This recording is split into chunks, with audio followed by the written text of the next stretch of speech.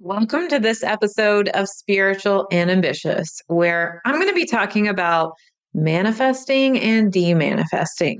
Is there a difference? Yes and no. Stick around.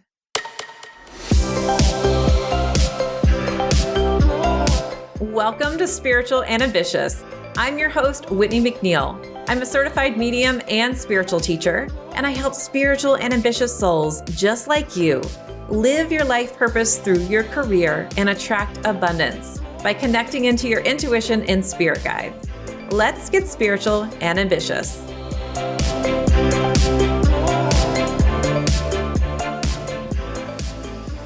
Manifesting. What is manifesting? Well, it's truly the act of making something real. So the way I teach my students is it really combines your intuition and the opportunities that your spirit guides are sending you and inspired action. You have to take the inspired action. A really simple, easy way of manifesting is taking a thought and making it real. So literally taking a thought, whatever you're thinking in your mind, and writing it down. That is an example of manifesting, right? You're putting it onto paper and making it quite real. So when we get to the new year, we start really thinking about what is it that I want to manifest for myself? What am I manifesting? What's the act of manifesting? Whether it's a new job, new clients, perhaps you want to move, a new house, a new relationship, whatever that may be, it is something that kind of comes on our minds in January. However, you can start over any time. It's one thing I always say, you don't have to wait till January comes around. You can do it at any time and live your purpose. However, when we make these big intentions or we make these big goals, our mind kind of flubs it up. Sometimes we have these limiting beliefs, which I'll talk about in an upcoming episode. We have these beliefs that hold us back. This is my goal, but I can't really make it. Like, it's not really going to happen for me. Like somewhere there's this little voice sometimes inside of you that's like, no, you're not going to hit that income goal. Or no, you're really not going to get that job. Or no, maybe you're not ready for it. Here's the thing. You're never going to be really ready, by the way. I always encourage you to say yes to opportunities before you're really ready, because the more that you're acting from that person, that vibration, that future self of who you are, and you start saying yes to these opportunities that you feel a little uncomfortable with, that's going to get you to where you want to be faster. Now, I'm not saying to say yes to something that you have totally no skill set for. That would be really inauthentic and flat out not ethical. But what I'm saying is when those opportunities come in, those opportunities that you're just like, oh my gosh, I'm so nervous, but I want to say yes to it, but I don't know if I'm ready yet. Maybe I need to spend 2 more years doing XYZ. No, let's go ahead and say yes to it, because that means your spirit guides are sending it to you and you are ready on a soul level, but your ego is telling you that you're not good enough. So just wanted to clear the air on that one. But manifesting, we will set these goals for ourselves. And then what happens is when we don't actually complete the goal, then we can be really hard on ourselves. So I want to talk about demanifesting and then kind of tell you that it's the same as manifesting. But let me give you this.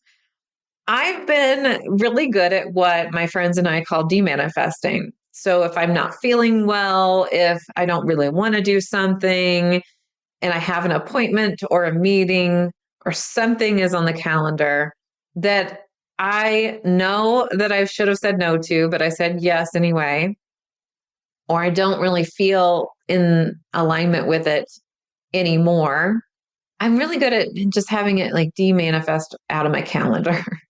So for instance, if I feel very overwhelmed or I'm not feeling 100%, and maybe I have some meetings on the calendar that I really need to reschedule, but I'm like, I can still do it. Like, I can still do it. Those meetings will be, let's say, demanifested for me. And this happened recently. So I had a surgery in November and I've had some complications from surgery, which I knew actually I was going to have, but going into the surgery, I had this intuition like, okay, these are your options. There's nothing wrong with this, doctor, but it just feels like your healing time is going to be a bit delayed than normal. And so with that, I kind of knew, but my ego's like, but I'm ready to get back into doing things. I demanifested a couple appointments that I had on the calendar and I thought about reaching out. But here's what happened in my mind. Oh, I have these appointments. I don't know, maybe I should go ahead and, reschedule them. And I sent it out to my spirit guides in the universe. And I said, if it's for the highest and the best, I'll do the meeting. But if it's not, then please, you know, let me be shown a reason or just let it kind of demanifest. And one of the appointments reached out and said, hey, we've changed the way we do our appointments. We're going to have to reschedule. Great. Second appointment reached out and I had something else going on. And I said, okay, great. We'll reschedule. Things like that happen quite a bit. This happens when spirit knows something else is coming up. So we lost our dog.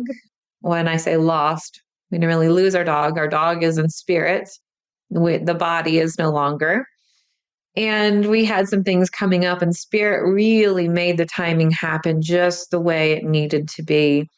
It was, I knew the day before, I had to go to the emergency room. The day before, I had these, hey, you should pack a bag for the emergency room with some snacks.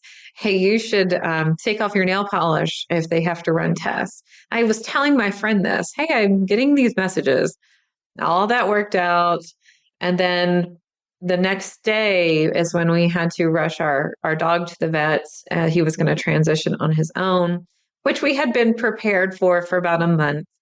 And we had the schedule happen just so that we had appointments and demanifest so that we could do these things. So they happen for reasons when we have things come up in our schedule. They also happen when we have our energy is not in alignment with it. And then this demanifestation also happens when we are manifesting something better to do as well. So, an example where, gosh, it's so beautiful outside. I really just want to go outside in nature. Or, gosh, I really want to speak on the summit, but I have these other obligations. Or something where there's this other opportunity that's coming in. And so what happens is we start putting more energy into the things that we're excited about and less energy into the things that we're not, such as those appointments that were on your calendar. Maybe at one time you were excited for and now you're not. And so they demanifest. And then we really, though, have manifested something else in its place. So I didn't want you to think this only happens in bad situations. It can happen in great situations too. But is manifesting and demanifesting the same? After this quick break, I'm going to come back and let's talk about it. This episode is sponsored by my free Spirit Guide Masterclass. Inside, you'll learn the 5 C's of Spirit Guide communication, your role with your Spirit Guides, 2 proven effective strategies to stop second guessing yourself and your intuition, and the single most important step to understand your intuitive guidance, along with 4 ways to perceive your spiritual intuitive messages. You'll also be getting a workbook to go through this class as well. You can join at messengerofspirit.com/free class. All right, thanks for listening. Let's get back to manifesting and demanifesting.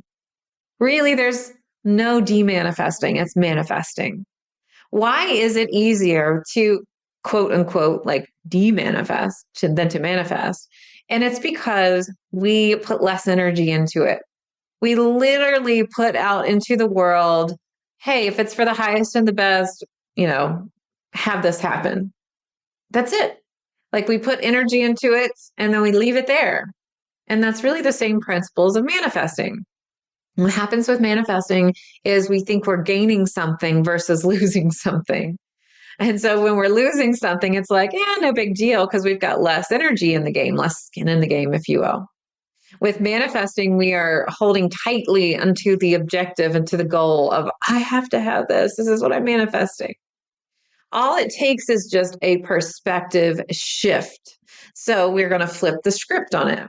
So, for an example, if you are saying, I am manifesting XYZ amount of money this year, or I am manifesting, let's say, 5 clients a day for 5 days out of the week. So maybe you want to see 25 clients out of the week. Instead of holding on to that goal for dear life, one of the shifts, it's like, I'm going to put my energy into the universe that I would love this. And I'm taking inspired action. And then it's already happened, it's already done. And that my spirit guides are doing everything that they need to and conspiring in my favor to help me. Thank you. However, we're like, oh my gosh, if I don't get these 25 clients a week, then I'm going to be a failure.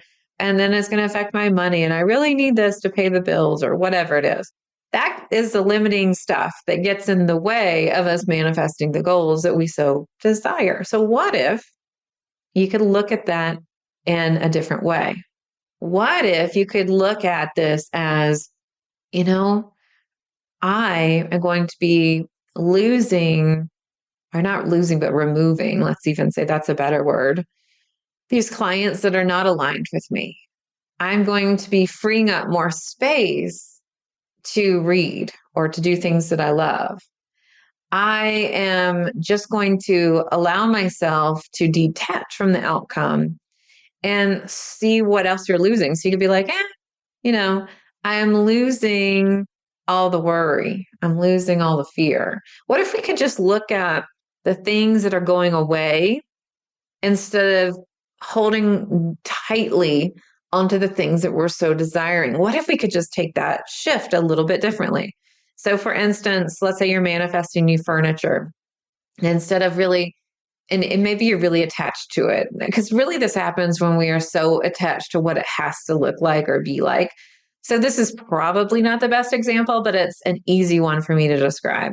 So if you're wanting a new furniture set and you're like, it has to be on this day and it has to be on this time and all these things, then that might kind of flub up your manifesting because you're really putting too much control in there. However, what if you're focused on, I don't need this old couch anymore. I don't need this lamp or this bedside table. Hey, if it's for the highest and the good, Spirit, could you remove this for me so that we'll have a new bedroom set? If you could perhaps just see it in a different perspective of what you're letting go of, oftentimes it's easier to see what's being removed because you're not so attached to, oh my gosh, it has to be removed on this day and this time and it has to go to this place. It's no big deal. So when you're manifesting, what can you look at as no big deal? I know that sounds really weird, but what in it can you look at as, it's okay if if it happens, it happens. I'd really love this, but no big deal if it doesn't. What can that be for you? And that is what I'm trying to show you in the perspective shift. Sounds completely like anti-manifesting. It's just how can you trick your mind so that you're not holding on to the details so much. We look at manifesting as such a job or fulfilling a goal or intention of what we're putting out there versus I know Spirit has a plan. And if for some reason this doesn't work out, then no big deal. Spirit knows the best. So an example I often use is when I was buying a house and a million things seemed to not work in its favor, but 2 million things did. And every time one of those things popped up, I said, no big deal. I know Spirit's working it out in my favor and we're manifesting the perfect aligned life. I literally just said this to my husband. There was a client that he was supposed to sign. The client didn't sign. And I said to him, I said, you know what? I feel like this is all working out in your favor and the timing is just perfect. And he said, I felt like that too. I just decided to, cancel the person's contract and let it go. And as soon as he did that, they reached out and said, hey, we definitely want to sign with you. So these are just some small examples of that. So I would just invite you to really look at what is it that I'm truly desiring? What am I ready to take inspired action on? Because you actually have to do it. So in my furniture example, I can't just focus on removing the furniture and because then I'm going to just have an empty room.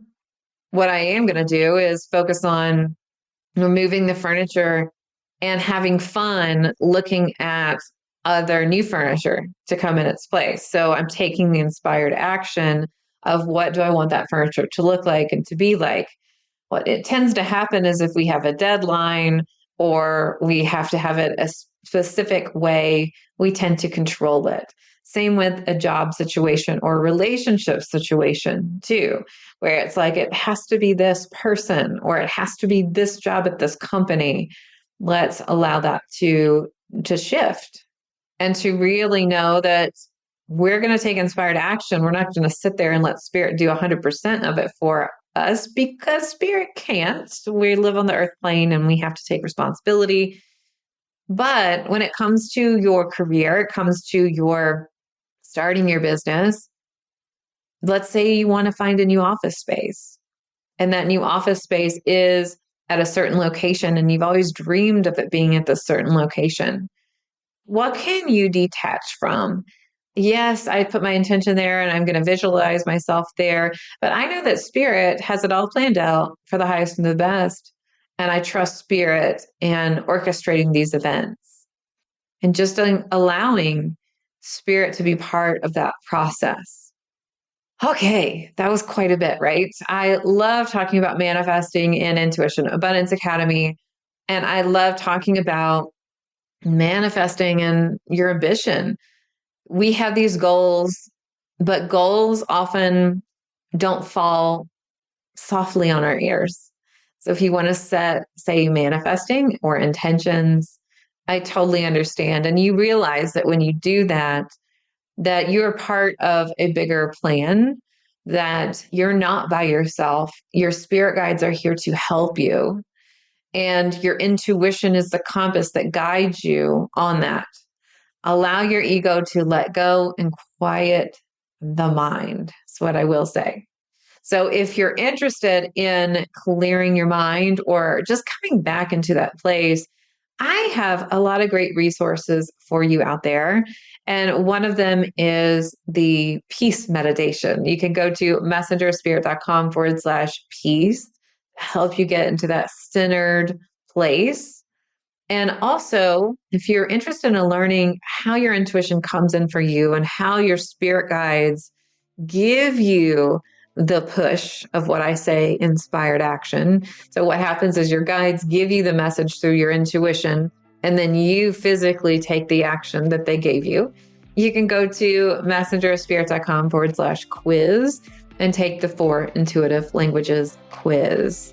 So I am so looking forward to talking more about spiritual topics in the coming episodes. But for now, here's to staying spiritual and ambitious. Thanks so much for listening to this episode. And if you loved it, would you please share it with a friend? I would also love your review and a reminder to subscribe so you never miss an episode. You can find me at messengerspirit.com. And you can take the 4 intuitive languages quiz and find show notes there too. If you want to connect on YouTube, Facebook, or Instagram, you can find me at Messenger of Spirit. If you want to continue the conversation, join my free Facebook group at messengerofspirit.com/group. I'll meet you right here next week. Here's to staying spiritual and ambitious.